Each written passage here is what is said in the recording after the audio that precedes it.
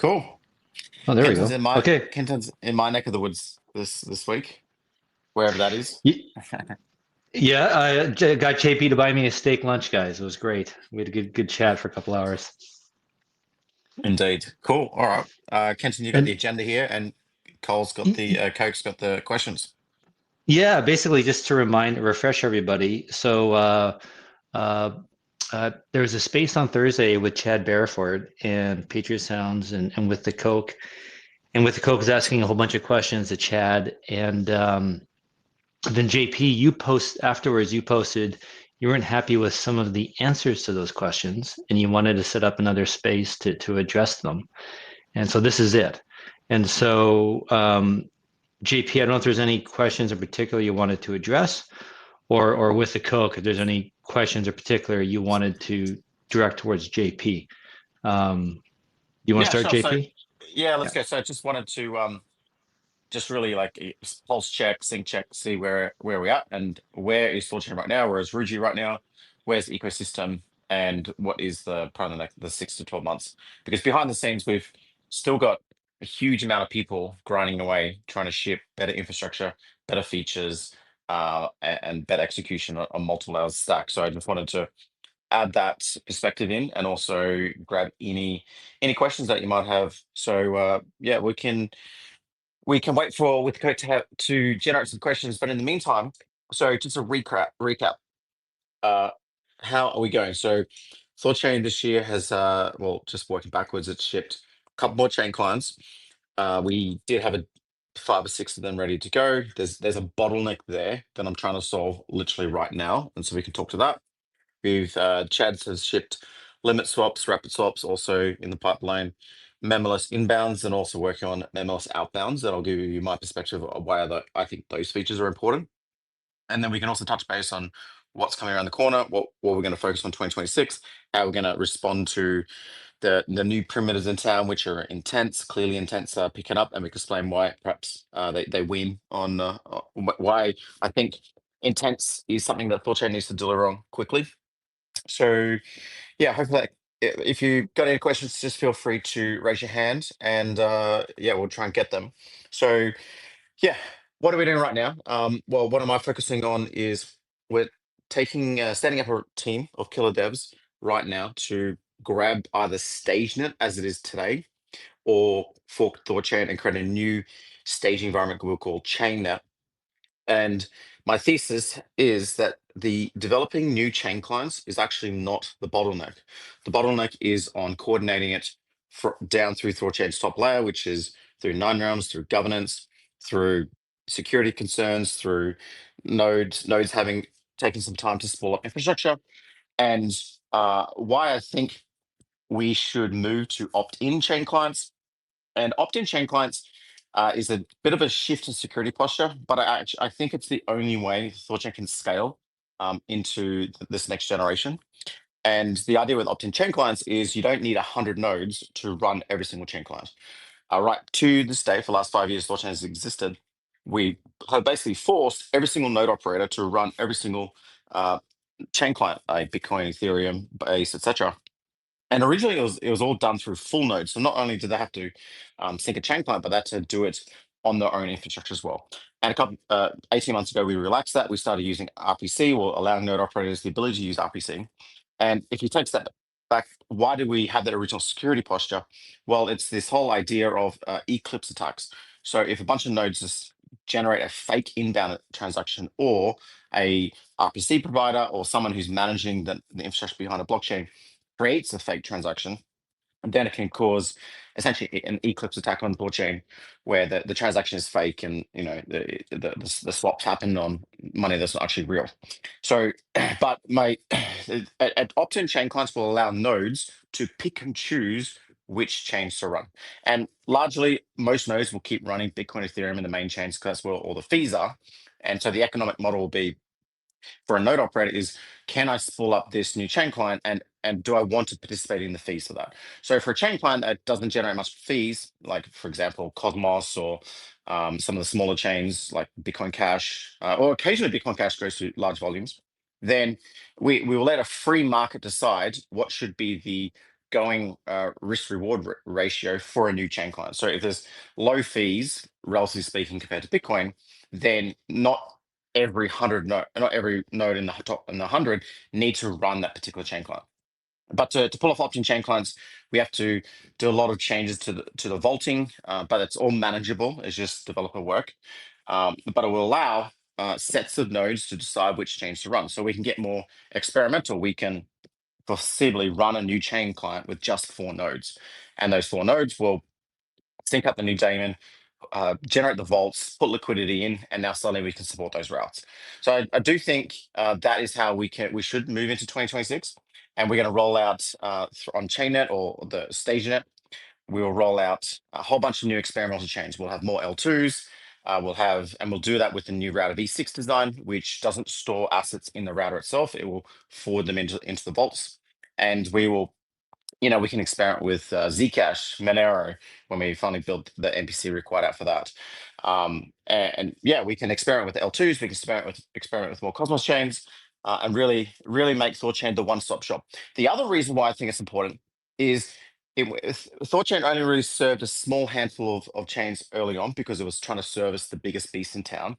But that allowed third parties to creep in and build on top of THORChain because they were doing something that THORChain could not, which is originally you would just rock up a THORChain, get a quote. All right. But if you're trying to get a quote on a route that did not exist for a base layer pool, then you have to go and integrate with a second or third provider. You have to go to MayorChain or Chainflip or Near Intense or Uniswap or your 1inch. And so wallets and integrators were managing like 5 or 6 different providers, swap providers. And so this was troublesome for them. And every swap provider had their own API, fee models, etc., even API keys, etc. So something like SwapKit was born out of that necessity. Well, what if SwapKit instead built that universal aggregator? So instead of integrating 5 different providers, you simply integrated SwapKit, and SwapKit would wrap all the relevant swapping protocols, and they fill that niche. And today, SwapKit charge 25 bips. What does THORChain charge? 5 bips. So clearly, they've jumped into a market that was created by protocols not servicing all the routes. And I think THORChain has to be defensive here, or even be offensive. And there's 2 ways we can bring the margin that was created and is now giving SwapKit an ability to charge 25 bips and bring those 25 bips or the earning potential of those 25 bips back to the protocol itself. And we can do that with more chains, more routes, and also intents. Now, intents will be a slightly different way of doing intents than, say, Chainflip, which is like just-in-time liquidity, or near intent. So when you get an intent from one of those 2 protocols, you essentially pass in a quote and say, "How I'd like to swap this asset with this asset with this price." And an intent solver will immediately, within 2 seconds, take on that risk and say, "Hey, I'm willing to provide the other protocol for this fee." And so that requires, subsidies, it requires agreements, it requires counterparties once again. And THORChain doesn't like having any counterparties. So the way and I discussed this at length with Chad, is the way we'll build intents is do it slightly differently. Even Hans and I went through it in depth as well. So going forward, THORChain intents will allow you to request a quote on basically any asset to any asset, and neither the in or the out asset needs to be supported by THORChain itself. And the user will say, "Hey, I want this asset to be swapped for this asset at this price, and here's my maximum slippage." Hey, as in, I want 105 grand for my Bitcoin, and execute it to a maximum slippage of 20 bips. And the protocol will immediately take that deposit, secure it in its vaults, and it will open up a reverse auction, increasing the slippage by 1 basis point for every block. So after a minute, it will have increased by 10 basis points. And in that minute, anyone can essentially bid to solve that route. And the protocol will keep opening up the margin until finally some solver will go, "Actually, you know what?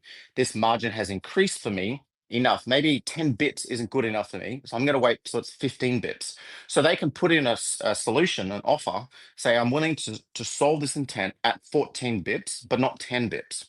And so it's going to take another 4 blocks to go from 10 bips to 14 bips, and 4 blocks, 6 seconds, 24 seconds. So it gives anyone else 24 seconds to jump in and go, "You know what? I can see this guy is offering at 14 bips. I'm going to offer it 13 bips." So essentially, it allows this free and open intent solving process with no counterparties, no market makers, no subsidies. Just let the free market decide. And we can actually do this without oracles. So the original intent design was, okay, offer the current oracle price and basically ratchet up the slippage from that. But then chatting with StarSquid and the Rigi team, trying to ingest all of these thousands of token prices into the network and getting 100 nodes to gossip that in was going to create a huge bandwidth problem for the network. So we've moved away from the Oracle design. Instead, the user will provide the perfect price, and the protocol will just do a decentralized matchmaking service, walking the price down until finally someone solves that. So super excited. And then you might have some technical questions. So like, what if the protocol can't price the inbound asset or the outbound asset? How does it know how much to charge in fees? So what will happen is essentially that the protocol have to shift for those particular routes to a flat fee rather than a basis point fee. And after say a minute and that there's a solution in place, then the solver will actually pay the gas. And you'd let's just say it costs $5 to settle the outbound asset and the inbound asset, then the solver will have to put up $5 in Rune or whatever asset that's priceable to settle the two essential trades. And you would expect that the solver would factor in that kind of $5 cost or whatever it is, $2 cost these days, in the solution in the first place. So that's intense. No subsidies, no agreements, no counterparties, just pure, unadulterated, decentralized matchmaking between two parties. So that's coming. And I think getting back to the first point is if the protocol can provide a quote for any route on basically any asset on any other asset on 10, 15, 20 chains, 30 chains, even 50, who knows? And the scaling for 30 chains or higher is provided through the opt-in chain clients. So you don't need 100 nodes observing, 40 different chains. Then finally, the protocol can take back that margin and go, you know what? You don't need to integrate a third party and pay the 25 bips. You can just literally wrap the THORChain quotes endpoint and it will try and match make you forever for any asset. So that's a big focus. There's a couple of moving parts. One is we need to build the intents module, but it's actually not very hard because it's just essentially a cross-chain settlement process. Two, we need opt-in chain clients to scale the chains. Three, we need a faster staging environment for that, which is why I'm basically staying out this team to take over StageNet or generate a new network or chainnet to test and basically test out and harden out all these new chains that we want to get experimental with. So that's a big focus, and this is after the backlog. The backlog already has. We're maturing out limit swaps. We're maturing out rapid swaps soon, and we're maturing out Memoless inbound and outbound. So I'll pause it there before I get into the next chunk of body of work. Do I have any questions around opt-in chain clients intents and the direction now? I have a question, JP. You said with this new idea, this new design of THORChain using intents, we could trade any asset that's not on THORChain. We would still need to have the base layer, the gas, like the base chain, the gas asset on THORChain, and then be able to trade any token that lives on that blockchain, right? Not Like we necessarily. can trade any. Okay, No, go ahead. you won't. Explain, You please. can go from a Yeah. long tail Solana asset to a long tail Arbitrum asset, but it'll be done in 3 steps, not 2. So the first step is, hey, here's the quote, here's my deposit. The second step is a bunch of people bidding on that solution. And like I said, it will open it up at perfect price. The very next block, it's 1 basis point slippage. The next block, it's 2 basis point. And we'll walk, so 100 blocks later, theoretically, it's 100 basis point slippage. So at some point, as long as we have good visibility and good APIs and anyone can ping, like someone could be manually sitting there watch an intent go up and go, actually, I've got tokens in my Phantom wallet. Somebody wants them. I can arb this loop on Jupiter right now, and someone can manually solve that intent. And as I said, the protocol doesn't know how to price the gas for that. It doesn't know the price of the assets. So it can't actually charge the 5 bips fee or whatever it is. So instead, it will shift to a $2 fee or a $5 flat fee. And so you got the intent deposit, and then you got the bid deposits. And then let's say like 20 bucks later, we have a match. The protocol will then ask for either the user or the solver to pay the gas. And so they will just literally need to pay $5 in Rune, and it will settle the transaction.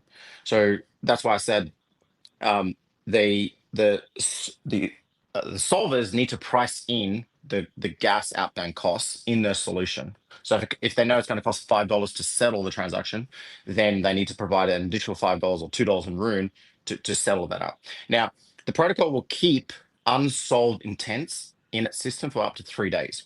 And in those 3 days, it will basically get stuck at the final slippage price, waiting for a successful solver to pump the gas. Or at the end, anyone can essentially bump the gas to pay it out. If after 3 days let's say there's some really long tail coin on Jupiter and trying to match with some really long tail meme coin on base, and nobody wants to touch it because either the slippage was too low, the maximum slippage the user set was too low, just like, well, it's not even worth my time, or it's just an unpriced asset that no one can arbitrage, then clearly on both sides, the intent and the solution, there are worthless tokens. So in that case, after 3 days, the protocol will just abandon those assets. But in those 3 days, anyone can essentially just bump the $2 gas fee to get those assets out. Does that make sense? Yeah, but by abandon, you mean return the assets to the user. No, just literally just Oh. leave it in the vaults for life. So essentially, it's like this asset is worthless. Not even the user wants to pay the $2 to get it back, and there's no solver in the world that wants to pay the $2 to solve for it. So clearly, both sides are worthless, and it'll just abandon. And this is a defensive because someone can just throw in a bunch of worthless ERC20s or ERC20s that consume gas or whatever, zombie attack coins. So the protocol has to abandon them after a sufficient period of time. Does that make sense?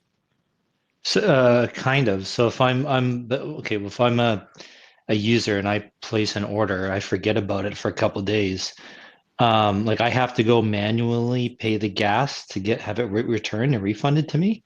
Like what if I Yeah. forget about it? I get busy. I'm on a bender. I'm drunk and all high for the whole weekend, and I forget about it. I could lose my order. Yes, that's correct. The protocol has to be defensive to attack coins. So if the protocol did try and refund it, then the protocol's bearing that gas cost, and the gas can be driven artificially high. Someone could do a DOS attack on the network and do a million of these like zombie intents. So they have to be abandoned. But after 3 days, if no one is willing to pay $2 in gas to get the coins back, then clearly it's an attack coin and not actually a worthwhile coin. But I should also say that on the main, as soon as the protocol closes a route, it knows exactly the slippage that route was executed on, assuming that the user provided an accurate price in the first place. So the protocol will actually build up historical execution data. So you can go to the protocol and you can see, hey, the last 10 swaps in this route were executed at 28 bips. So you will have a much more accurate quote. You will have an understanding that actually I need to put max slippage around 40, but it's going to be executed around 28. Does that make sense? Yeah, it makes sense. But I can just imagine this being a nightmare for users. No, I Um, disagree. Else the protocol will get attacked into oblivion. But I want to return to my original point. The protocol yeah. must provide and quote for uh, the long tail of assets. If not, it opens up a market for third parties, aggregators to jump in. And today, those aggregators are charging 5 times more than THORChain is. So every day that THORChain is not willing to provide the service and explore the edge cases here, we are letting someone else charge 25 bips. And we need to bring that back in, rein that back in. Building Voltiseek over the last 18 months, my developers constantly come to me and say, hey, we support 5 providers. What, can we just support SwapKit? And I'm like, no, support THORChain routes primarily. Don't pay the SwapKit 25 bips fee because we want to save that money and give it back to our Voltiseek users. So I'm thinking, like, as a wallet builder now, like the main pinch point is I don't like having to support 5 different providers. I wish I could just go to a universal provider. And so the protocol needs to take that step. Near Intense is a very good example of a protocol that was pragmatic around well, I would say they're taking some shortcuts because Near does not provide a decentralized RPC or custody solution. Near nodes do not run the MPC and they don't run the RPC to observe in transactions. But also the solving background behind it all, like who puts out those solutions and how much to subsidize, is opaque, right? So we don't know what's going on there. And we want to do a better intent solution that's more decentralized and allows anyone to essentially participate in it. So that's intents. But do I have any questions on chain clients? I'll let with the coke jump in, see if he has any. He has his hands up. Oh, yeah, I had one question. Hey guys, I hope you can hear me. Yep. Was maybe I missed it, but was this intent space layer or app layer feature? So I spoke to Hans about it. We could have built it on the app layer, but the app layer has bigger fish to fry right now, which is the multi-collateral lending and your credit accounts, which is the top priority. And it actually makes more sense because it requires more protocol level features around vaulting the assets, matchmaking, and being very efficient there. So we're going to build it on the base layer. That's perfect. But I guess that's a follow-up question. Let's say we have another awesome feature in mind.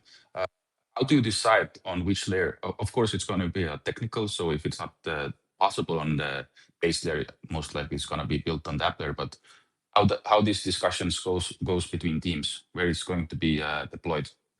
Yeah, so anything to do with like core swap features, like limit swaps, rapid swaps, and now intents, should be done at the base layer, in my opinion. But anything to do with more esoteric and more high entropy features like the credit accounts and Ruji, the Ruji trade and perps should be done at the app layer. And it's a bit of a divide and conquer approach, and there is always a discussion about which layer should be done at. The app layer can function very opaquely to the user in the sense that they can make a single transaction, and whether it's done at the base layer or app layer, they may not even know.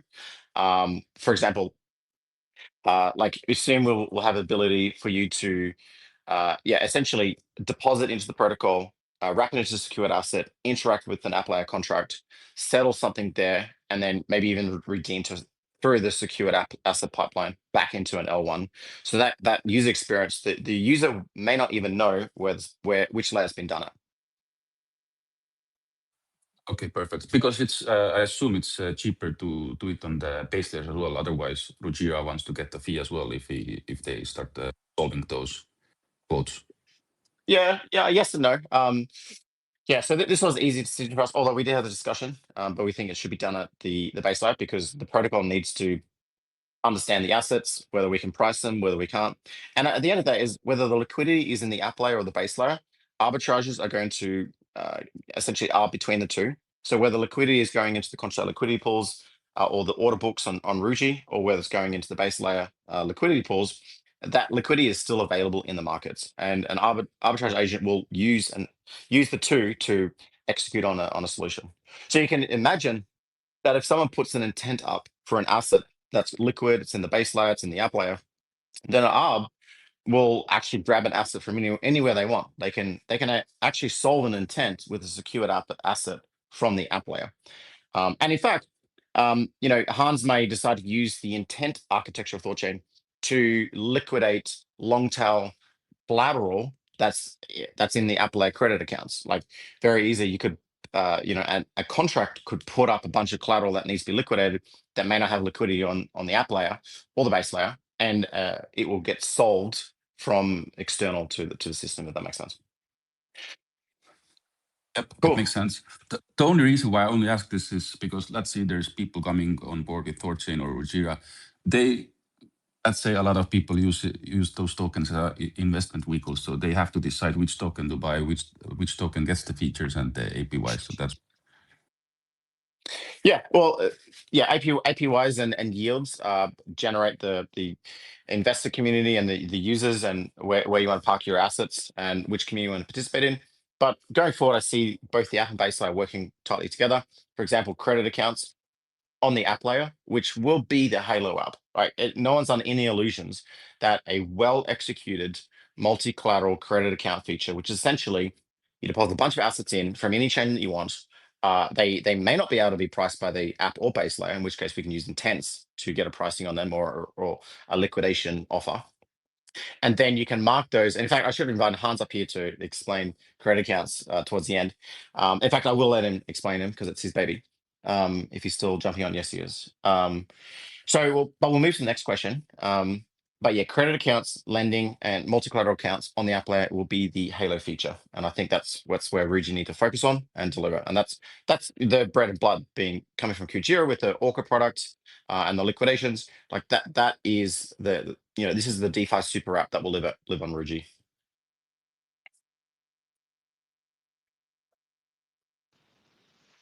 Great. You want to go to the next thing, JP? Yeah, so on the roadmap, so Memoless inbounds and Memoless outbounds. So Memoless inbounds are merged, and Memoless outbounds will help for gas savings, but also reduce all the entropy we're putting on the base layer of these chains, like these large transaction hashes and ins and outs. So it's important that the protocol becomes more nimble on the base layers, and removing the need to have outbound memos is requisite to that. So, and not only it's going to save gas, but also make things simpler. For example, ERC20s right now have to go via a router, but if we drop the memos outbound entirely, then they don't even need to go via the router. After router v6, ERC20s can be sent directly from the vaults themselves. So that's Memoless. Has to get done, and it will get done soon. And then yeah, like on the Monero front, and I do want to revert back to this. In 2021, myself and Heimdall had a Monero swap protocol working. It wasn't using TSS, it was using Monero multisig, which is kind of like a TSS in the sense it was using EDDSA signature linear aggregation to do it. But we had a Monero security researcher in our DMs like for a month saying how insecure Monero multisig was, and the moment we were going to put it out, it was going to get hacked and attacked. So we had to pause development on that. And also, none of the people in the Monero community were very helpful with us understanding the issues with the Monero multisig, other than no one really used it and very few people understood it. So we and there was a bit of pushback from the community at the time about, oh, we don't want to be running Monero on our nodes, and the security posture that all 100 nodes have to run. If we want to add Monero, we're going to force 100 nodes to run Monero chain clients. Then that's a bit unpalatable to some people. So opt-in chain clients will allow a selection of ideologically aligned node operators to go, you know what, we are going to run the Monero chain client, and we're okay with the reasons here. And I think that's good. So I think these missing pieces need to come into play. We are building true Monero MPC. It's quite difficult, but it's coming. And Monero next year is getting full chain membership proofs. So essentially, every UTXO in the Monero set will be part of your ring signature. Today, it's like 16 or something. And I do want to highlight the fact that very few people use Monero is the reason why temporal analysis works on the mix-ins. Because if you know that 8 of your mix-ins are already docs, exchange accounts, and swap providers, then you can discount those 8. Those are obviously the decoy outputs, and so you can like whittle it down. So the fact that very few people actually use Monero because everyone's so scared to touch it, it means it's not very, it can't give you that full opaqueness. But full chain membership proofs will open up your anonymity set to the whole UTXO set. And so I think as of next year, Monero is worth, and it will kill its main attack vector, which is temporal analysis, and it will be a very good privacy chain. The problem with Zcash, and I mean, like Zig, you're only anonymous as the set of the anonymity set, and if you shield your transactions, you're essentially mixed in with a giant shielded pool on Zcash, but that's limited, that's finite, and it's not as big as some of the other. I mean, Monero has theoretically a much bigger shielded pool, which is this entire market cap. So there's pros and cons to it. The reason why actually Monero gets listed everywhere, but Zcash didn't, is because Zcash, remember, it's opt-in privacy. Most of Zcash transactions, well, it was true a couple of years ago that most. I'll have to check myself now, but a large part of Zcash transactions are the non-private type. And so all the exchanges who list Zcash use the non-private type, and only, quote unquote, the bad guys are using the shielded type. So with a push to privacy, every chain should have a privacy solution. This argument is really moot. The second thing is right now today, Railgun on Ethereum is that new and improved Tornado Cash. Railgun is excellent. Everyone should be using Railgun. You should take your MetaMask. Like the fact that my MetaMask got doxed by ZachXBT should indicate to you that Ethereum is not at all private. I mean, how did he dox me? Bloody hell. He's obviously synced up with a full agency behind him who can tell him exactly these on-chain signatures.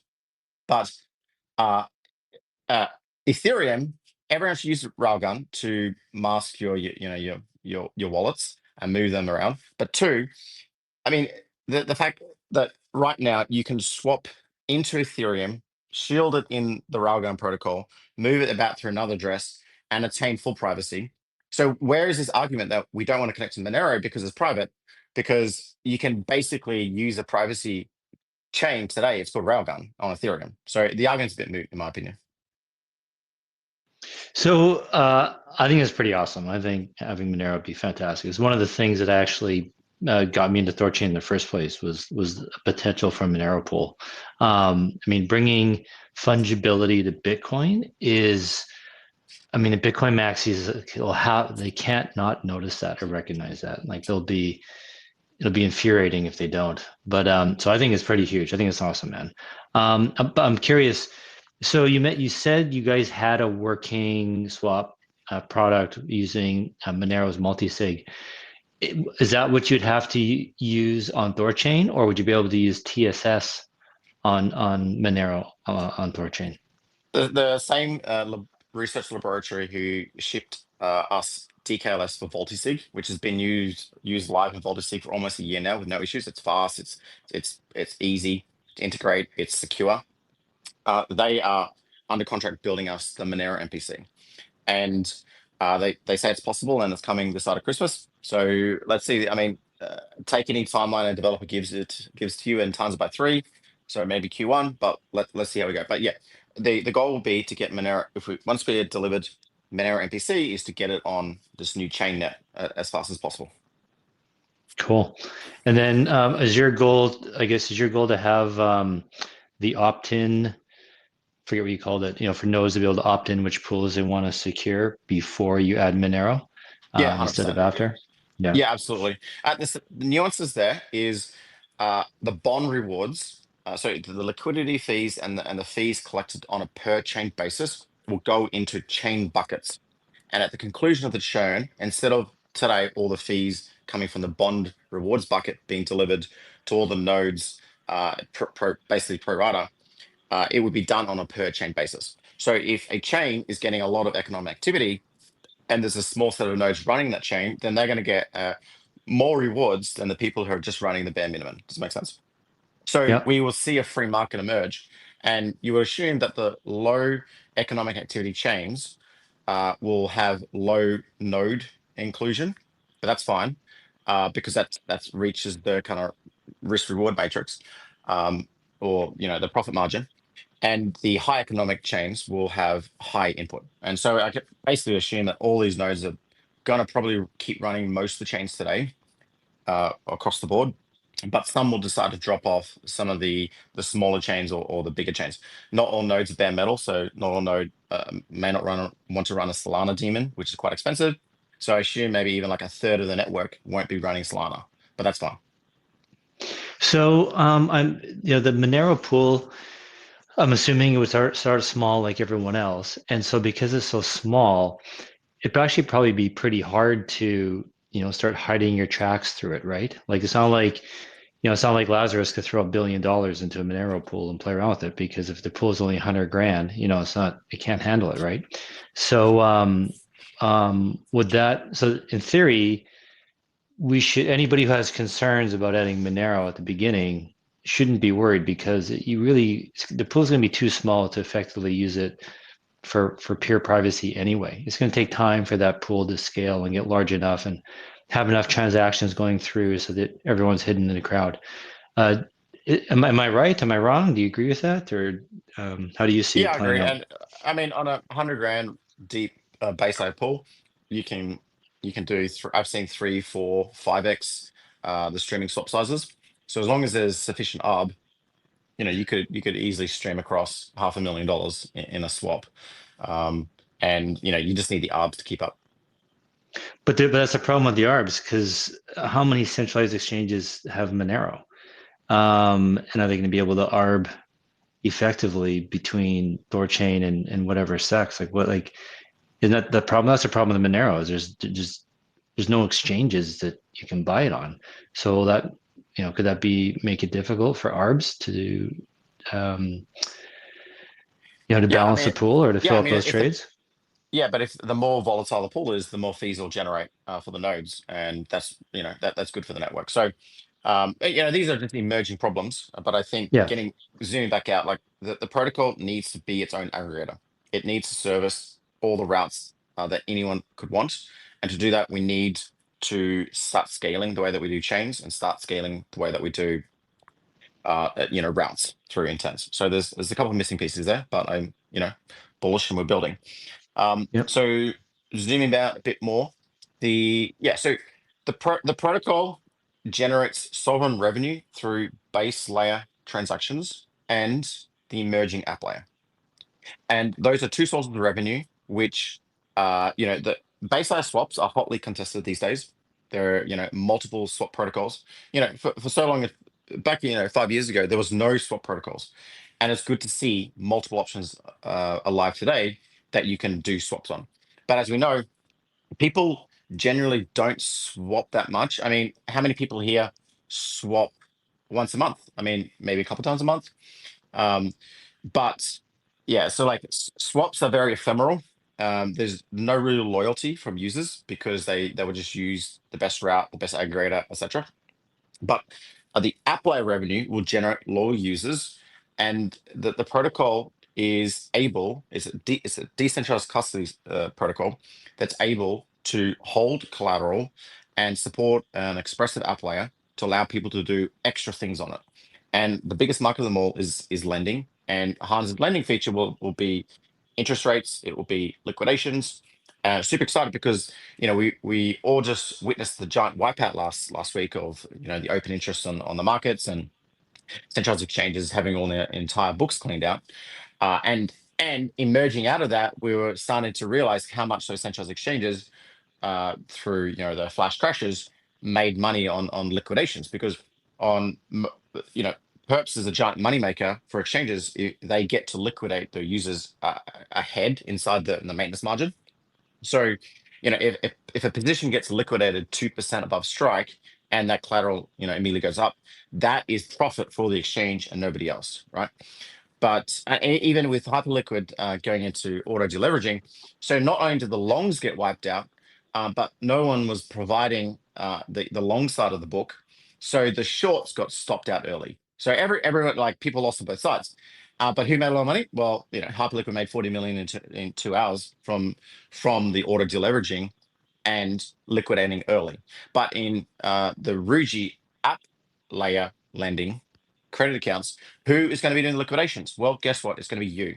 You'll be able to, using the Orca infrastructure, bid ahead of time on liquidations, and you might choose to liquidate and it's an open book. So the next time we have this giant market wipeout, you will get to choose and to liquidate as long as you've got the asset that needs to bid on a liquidating position. That is your margin, and because it'll be open and transparent, you'd assume that that margin will get closer and closer to a true strike price, a mark price. So it will be better for users, better for users because you will get to profit on those liquidations, and better for the lenders because the liquidations will occur transparently, and through this open bidding process, it will get or liquidated as close as possible to market price. So it's fairly liquidated in that sense. Yeah, we actually had a space a couple of weeks before the flash crash. We had one with Hans going walking us through it and like basically explaining, the negative side of these liquidations and how the exchanges benefit from it, and how Rujira and AppLayer democratizes that. It was actually quite serendipitous, and it's really I have to hand it to you guys or to the developers, like you guys thought of all of the reasons and things that could go wrong on perps and in volatile markets, and how to prevent basically all those things that happened on Binance and killed everybody, prevent that from happening on THORChain. One of them is the oracles, right? So like instead of pulling the price for the perps just off the THORChain pools, it's like, well, those pool prices could be manipulated or simply wrong for whatever reason, and you need to create an oracle to pull prices from all markets. You can't just rely on the THORChain spot price. And then lo and behold, Binance was relying on their own spot price for their collateral, whereas all other markets were fine. They're were stable. And their users got wrecked because of the inaccuracy of their own spot market. So yeah, kudos to you guys, developing, designing the perps platform on THORChain and building it right from the beginning. Yeah, that's great. With the Coke, you have your hand up. You want to ask something? Yeah. So much amazing stuff. Awesome to hear. But since we touched on the opt-in chains and the APY, so to be clear, TCY will always get all the pools APY, right? The 10%. It gets 10% of system income. So system income is evaluated first before anything gets divvied up. Yeah, so that will stay the same. Yeah, and all the opt-in pools, Monero, for example, they will contribute to the system income as well, right? Correct, yes. Yep, no change there. So basically, all the fees, currently the system income works that every swap happens, it gets charged in Rune. And I was telling Kenton this yesterday, you just take THORChain's annual income, and that is the annual bid on Rune, assuming that nodes aren't, selling aggressively to pay for operational costs. But the annual bid on Rune is the system income, because it collects it all in Rune and then basically buys it and then distributes through the bond module. And so the way that works is when we have opt-in chain clients is the system income will stay the same. The 10% will get carved off for TCY, and then the 90% will go back into a bucket, which gets divvied up in chain specific buckets. And inside those chain buckets, any node that's observing on that chain will get their share of that. If that makes sense. Yep, it makes perfect sense. And the future of TCY, it will be there forever, right? And no change there. Yeah, no change. Perfect, thank you. So because guys, listen up. Buy TCY, stake TCY, because node operators or nodes, they have to churn out. They had my node operator had the ETH RPC issue, but if you have TCY, it's continuous APY. Village Idiot. That's your name, man. I'm not calling you that. That's what you call yourself. You jumped up on stage. You have a question? Hi guys, thank you for accepting me. I have a question for JP with the intents and the fat tails assets. So he mentioned that he wants to onboard new assets that are not that liquid, just put the order in the intents and leave it there. Is there any security issue with the accepting random ERC20 tokens or any other token which can be created maliciously? I mean, when the vault accepts the ERC20 token, there are some ways how you can force vault signers to essentially, for example, drain the vault, withdraw everything. Is there any issue with this? So there's two aspects there. Is it possible for a malicious ERC20 to drain the vaults? No, not in the current route design, nor the future route design, nor just the vaults themselves. But it can drain the gas. So, but that's why outbound fees have gas caps, and occasionally an outbound transaction will hit the gas cap and go into retrial. It's for this reason, because you can make an ERC20 and charge up, an infinite amount of gas. Just put a do loop inside of it. So for sure. So there's two layers to this. First is the tokens that the protocol is willing to serve on will be stored in token lists, and these token lists are available and they are vetted by the community. There are the CoinGecko list, the 1inch list. So there's a vetting process there already. So those token lists will just be loaded in the THORChain binary, and it will only quote on these token lists. But these token lists have thousands of tokens in them. There's basically token lists for every chain. You can hunt them down. So there would be, so there's a couple layers. One, it's not possible to drain the vaults. Two, there are gas caps, and three, there are token lists. But we'll go from 40 routes today to 4,000 or higher routes, and basically on any chain that the protocol is connected to. So and this is going to be exciting because not just from my point of building Voltage and Voltage plugins is we spend so much developer effort building out routes and providers and managing them. If the protocol could serve 5,000 tokens on 30 chains, then from a Voltaseed wallet builder, I would just wrap THORChain and nothing else. Does it make sense? Yes, thank you. Thanks, Village Idiot. Dorian, you jumped up on stage. You got something for JP? Hey JP, I just had a question on enshrined oracles for TC related assets. Like, how would TCY get utilized enshrined oracles with a shallow pool and also wanting to be used in as collateral? Yeah, so a couple of questions there is, will credit accounts allow long tail assets as collateral? Well, there's a couple things. There's a pricing problem. Where will it get the price for that asset from? And two, there's a liquidity problem.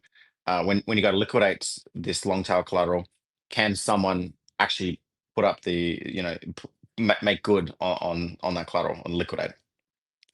So that's really for Hans to muddle over. There's a couple layers there. One, there are base layer pools which can be priced and liquidated through. Two, there are enshrined oracles which basically inform the protocol of a theoretical global price of an asset. Today, the enshrined oracles cover all of the base assets, but not of the tokens. So there's a couple level of what blue chip collateral could be an enshrined oracle. Expanding out anything that's a base layer pool, and expanding out from that anything that's can be quoted in an intent. I would assume Hans wouldn't allow a giant long tail of assets, but that's why storing historical data on THORChain of successful intent routes and the historical slippage is going to be important. So if you have some level of assurance that an asset could be sold at some slippage, then that could help. I'd assume that the further long tail you go, the more your margin will need to be on that particular collateral. And for Bitcoin, you might be able to get 75% out, but for some long tail meme coin, you might need might need to be like 300-400% or something higher. And it's not just risk management. And there's several levers to play with. You can charge higher interest rates for the longer the tail, the more esoteric an asset is, to basically provide a risk reward spectrum. If you have like 100 different collateral types, any particular one managed correctly is not going to be dangerous to the protocol. It's when you have a systemic problem that could wipe it out or wipe users out. But if you've got 80%, 20% Pareto's rule. So if you've got 80% of your collateral in a safe 20% blue chip spectrum, and the other 20% of the collateral accepted is in the long tail, the 80%, then that might be the risk spectrum that we're willing to play in. So, some long tail secured asset might make up only 1% of a collateral basket. So then do you care that you didn't liquidate that long tail collateral at exactly, over 100% mark? Maybe it dropped down to 50%, worst case scenario. Then it's 50% of the 1% at risk or loss. But what you gained instead through appropriate risk management was this amazing feature, a multi-collateral credit account where you can pile in these assets and borrow against the whole basket as a whole. Remember, it's all risk. Typically, a protocol like exchanges run their own insurance funds because not even an exchange can guarantee that they can liquidate in time or there's liquidity to liquidate on. So they accumulate an insurance fund to make up that risk problem there. So it really is just risk management, data, and tolerance of that risk. But let's say this risk realizes and you're not able to liquidate the asset. Who takes the hit? Then it would be the borrower of the opposite to the lender, the person who's lent out the debt asset, if that makes sense. But from the borrower's point of view, they're getting an interest rate returned back to them. Nothing's risk free, so they're getting an interest rate returned back to them. So that's covering up for the risk that they're taking. And in a multi-collateral feature, even a credit card or banks, there's a delinquency rate, like payday lenders and afterpay services. they track delinquency rates of like 1 to 2%. So they know that 1 to 2% of the people that they serve credit on will not pay. They will just run, change their names and leave the country, right? Credit card holders. How many people hear stories about people racking up tens of thousands of dollars in credit card debt and just like snipping the credit cards and leaving, right? So there's always a delinquency rate. It's whether or not your profit can cover the ongoing delinquency rate. And a lot of these margins are at the 10, 20%. And if you keep your delinquency rates below 1 or 2% through good data and management, then that delinquency cost is not going to impact largely your upper line in these events. Hopefully that made So sense. it's the user who gets the hit, not the protocol. Yeah, that's correct. It's not a peer-to-protocol lending. It's peer-to-peer. Bruce, you jumped up on stage. You got a question for JP? I just want to say, you guys are smart, as the smartest. I just want to say, are we gonna be able to make money moving forward? So, there's a lot of noise in the market, but at the end of the day, I know. Start of this year we had Trump meme coins, and last year we had this kind of meme coin craze, and then a hyperliquid and hyperliquid forks and perp craze. And at every cycle, people end with a sour taste in their mouth. It's like the meme coin cycle, people lost a lot of money, and then there was like the perp cycle, which we just kind of been through, and this giant wipeout last week has left a lot of people with a sour taste in their mouth. So that reinforces the message to us in the Bridgie team is let's build features that are useful, that work, and are not trying to just generate an on-chain casino, but actually giving people the features that they want. And lending is huge. Like Aave is $75 billion infrastructure. So and like the lending market, and especially the multi-chain lending market, like that's an untapped beast. And if well executed on, this could be the biggest app to be shipped on Ruji for sure. Man, seriously, man, you guys are so smart. Thanks, brother. We're just trying to grind and build. I know, but you guys are legit. You guys are smart. You guys are so ahead of the cryptocurrency world. There's so many stuff out there that has shit. And you guys are good. Thanks, brother. So man, thank you for the space. And it's Kenz's job to market and share the word. You guys are part of the 1 to 6% that are very smart, knowing what's going on, and I just can't explain it. But thank you so much. Thanks, Bruce. Yeah, JP Mesh Marketing. Yeah, and Bruce, I agree with you. I do. That's what keeps me in THORChain and sticking around. And I'm not just a sucker for pain. I do believe everything that's being done and built here is like solving not just one but multiple problems in crypto and real problems that people have. We went over the perps, right? The perps design on THORChain is not going to be better than what's happening on Binance and maybe even Hyperliquid. Memoless, right? How many people have had their wallets drained from linking to a malicious website? Memoless swaps will prevent that, protect your people from that. Just the regular problems with centralized exchanges stealing from people. The old school problems, FTX and Celsius.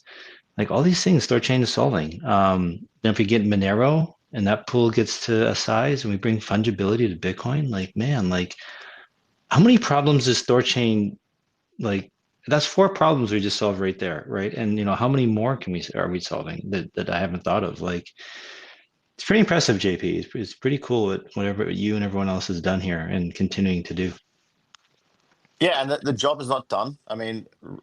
I would say looking at what we're trying to build from the top down, there's a good couple of years of build out there. And the good thing is the multiple levels of the stack that we work in, from Voltage Sig, Ruji, Rune, the money is not a problem. The funding is there.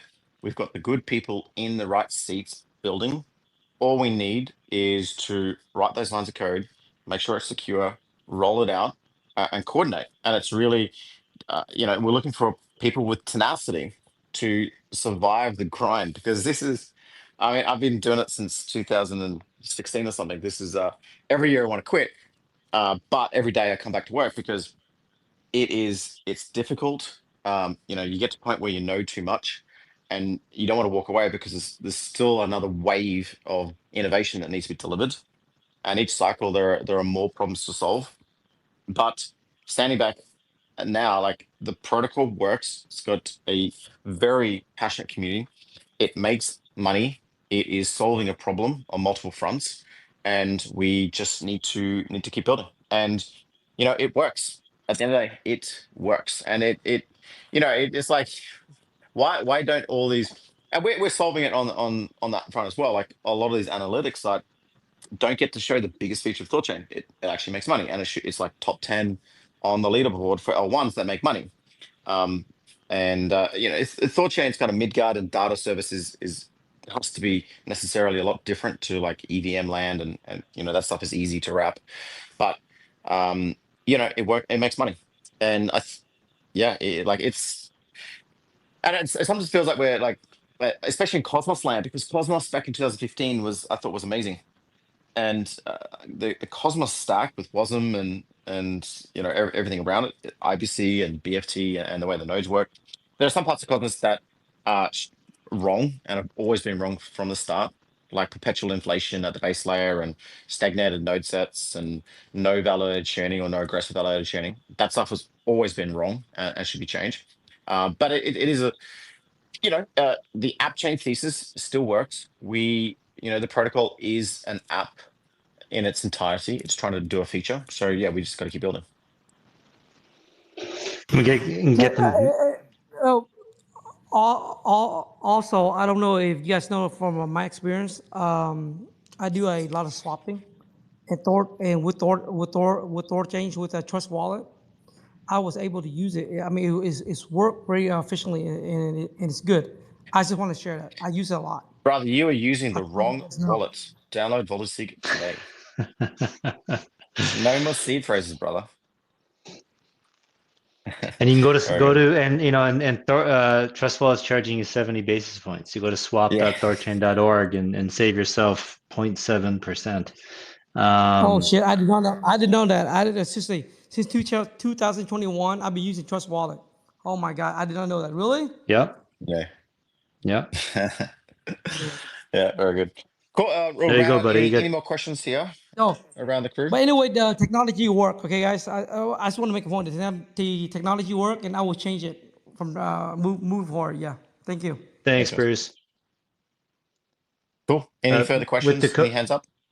Yeah, with the Coke, did you have anything else you want to ask? Sure, but I guess JP is busy guy. I don't want to train, but no, I can go for a few more minutes. Keep going. Okay, maybe you can touch. Maybe you can touch on the future of the Rujira. This has been like discussion as well, like this exclusivity and will they be on the 50-50 split forever, and a little bit maybe how this is going to ban out, because since the ADR wasn't that clear and there is like room for speculation when it comes to future. Yeah, so the protocol negotiate with the Ruji team and give them unhindered access and privileged access to the app layer, because we wanted a cohesive app layer and actually allow people to have high quality products.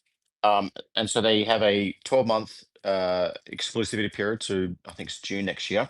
And the node operators have the hammer on this, and it's quite simple. Like, is Ruji working? Is the income worth it?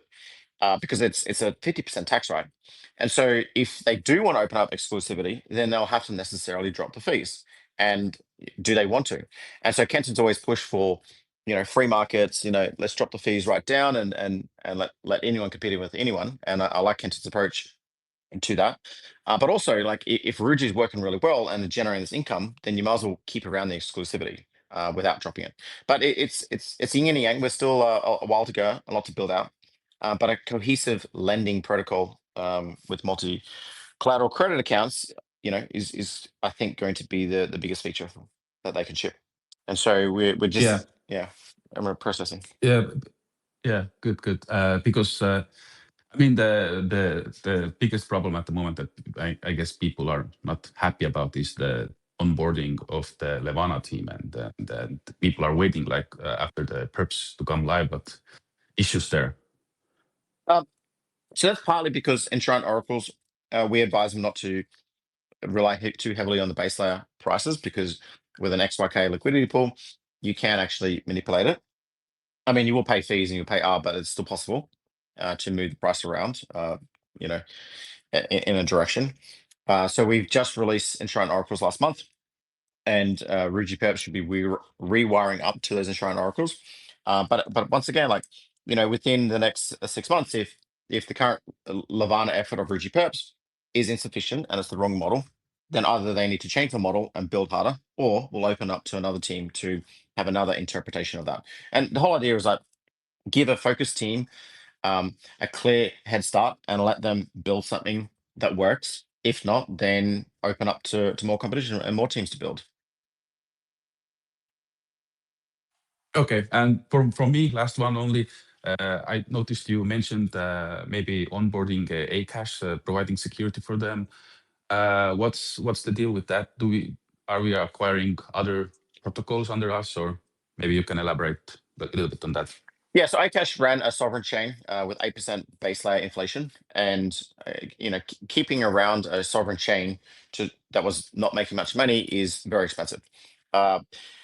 So for iCash, they want to move to like another app chain and live not rent free, but live and you know, they'll pay gas costs. So they're looking for. I mean, I threw that comment in there, that reply. You know, if you're looking for a you know, giant set of node operators, decentralized execution, a wasn't app layer. I mean, Akash managed compute between different you know, like GPU mining services. So that's like, it's got nothing to do with Ruji. So if Akash wants to bring the community over and put it on the app layer of THORChain, then I think it should be an easy answer. Obviously, if the node operators you know, want to see that as well. Akash, it looks like, don't want to pay any income or commission. Greg replied to me and said that they're not looking. They want to go from 100% commissions down to 0 and only pay gas fees to minimize that. And you know, that's his decision, and he will get you know, apps to offer. Like, I think the Cosmos Harbor or some other Cosmos chains can accommodate him.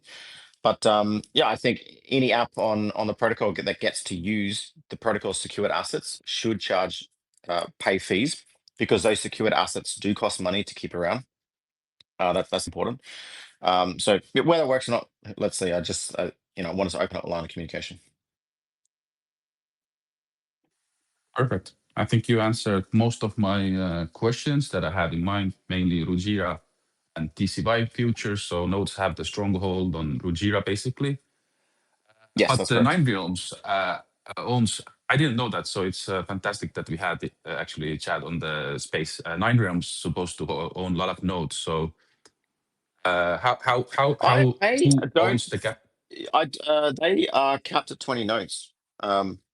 So Nine Realms have, you know, they're a large node operator.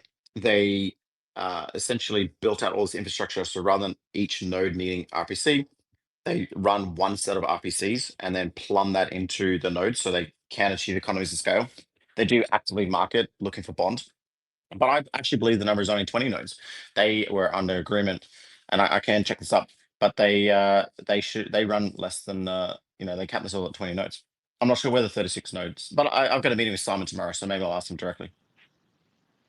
So they're not a risk for a protocol. Let's say they want to pack their bags and whatever. The CEO thinks he will have new other hot stuff to pursue. So No, I mean, they're still a node operator can be ephemeral, but the bond providers are providing the bond, and bond providers are free to leave anytime they want. In fact, that's why we built the ability for any bond provider above the min bond 300,000 to they have an ability to kick their node out of into churn. And so a node operator that's not listening to the bond providers will have their nodes kicked out, and that bond provider can easily yank their capital within 3 days. So there shouldn't be any hold up there. I mean, I know a bunch of node operators around the community, and you know, they run the nodes. They've got their own profit margins and their own fees, and I think it's a very good node operator set, very aligned and heavily aligned.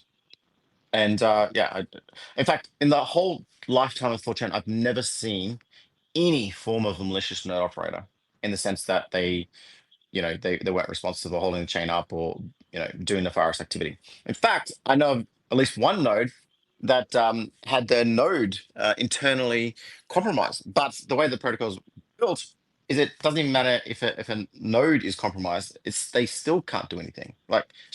So the only case that I know of where we've had a non-aligned node has been a node that was compromised, but the hacker or whatever couldn't actually do anything. So there you go. So that should be proof enough. I see. I think I had it mixed up. So 9grams owns the node, but the bond is provided by the community. They just run the nodes. No. So I see. Yeah, Perfect. exactly. Perfect. Yeah. And I've talked to 9realms in the past, and they have like an internal policy or whatever that they want to stay below 20 nodes. And it was like they want to, how do I say this? They want to maintain THORChain being decentralized, but also too, it's also internally to protect themselves, right? Because if they, let's say they had half the nodes or whatever, and then Big Brother could come and say, "Oh, listen, you exert a certain amount of control. You are in control of this network. We're going to come after you, blah blah blah, whatever, right?" So it isn't just to try and be nice to THORChain. It's also on their end too to protect themselves, right? That they have plausible deniability that if someone ever came to them and said, they could say, "Listen, we have less than 20% of the network. Like we're not in control." So it's a business decision too. And I've talked to other node operators who look at it the same way. Like they might be able to do more, but from their point of view, they actually want to do less, so that they don't exert a certain amount of control over the network. Yeah. In terms of the agreements here, so like I said, the only counterparty that THORChain has is Binance, because Binance have a giant bunch of Rune in the exchange of hot wallets and cold wallets. And so I actually view as Binance has been the only counterparty the protocol has, and really has. There's a bunch of service providers, but those are all clear. 9realms earn a 5% dev fund. The nodes control that. The nodes agreed to give 9realms a 3-year run at the dev fund so they could bed in and build. And coming up to the conclusion of the 3 years, I'd expect a big discussion. Does 9realms get renewed? Kenton as well. Kenton put up ADR, was it 21, 22, which ADR 21, which is the marketing fund. So he and his team, Scorch, another node operator, are obliged by the protocol to deliver a marketing strategy and report back. And at any point, if the community and node operators think that Kenton's team is not doing marketing correctly and is not spending those funds wisely, then I'd expect a discussion. Let's divvy up the marketing fund to maybe with the Coke and Dorian to run. It's like everyone is like one ADR and one node vote away from changing things up here. There's no lock-ins. The people that work, for example, RuneScan, THORChain.net, our hypernative scanning service, etc. They have bonded nodes, but they have a service like RuneScan.io and THORChain.net are running today. If those websites came offline and those developers went missing, then the treasury will unbond, pick a new person, and away we go. So there's, like I said, there's very little counterparty to THORChain, and all of the agreements can be easily unwound by the community.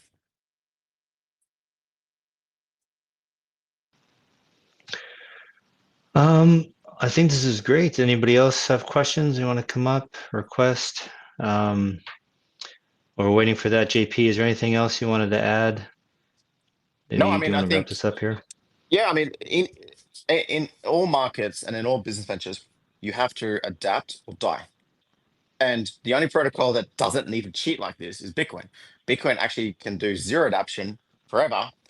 Actually hold on to that thought, because the only thing that's going to bring down Bitcoin is quantum computers. Because, and I was checking this recently, there's 4 to 6 million Bitcoin at risk, quantum at risk. And the moment someone builds, I think it's like a 500,000 qubit quantum computer, they will start strip mining all the quantum at risk UTXOs. And this is happening. Like experts agree, this is going to happen within the 5-year mark. And I don't want to FUD Bitcoin because it's very hard to FUD Bitcoin, but I'm saying you need to be aware of the quantum computer risks. Like 5 years ago, we were saying, oh, AI is coming by 2025. It's going to like, write poems and software code and build images and stuff. That timeline has played out. In fact, if you go 10 years ago and read Wait But Why's posts on AI, he nailed it. 2025, we were going to have AGI. And arguably, artificial general intelligence has arrived today in your ChatGPT or Grok subscription. So that timeline is correct. So do not pay heed to this advice. Quantum computers will bring down Bitcoin because you cannot protect those at-risk UTXOs with a hard fork or a soft fork to Bitcoin. Like you basically have to, like it's going to be chaos. And like even if you look around today, like the quantum resistant algorithms are like 3 kilobytes per signature. Bitcoin's bandwidth Bitcoin will have to increase its block size, so therefore open up hard fork problems. It will have to change its signature algorithm, and so be soft forked and hard forked around. So a big challenge coming to Bitcoin. But so I'm saying you have to adapt or die. And I think money is just going to become high velocity. It's going to be used by the labor force, the largest labor force that we're building, will be silicon machines. They are going to use a high bandwidth, low latency, maximum conduit currency to trade between themselves. And it's looking like, what will it be? So you just have to be adaptable.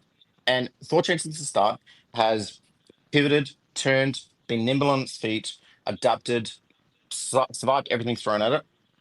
And our roadmap is reflective of that. A year ago, if you said to me, hey, we should be doing Intense, I'll be like, no, not interested. But today I'm like, no.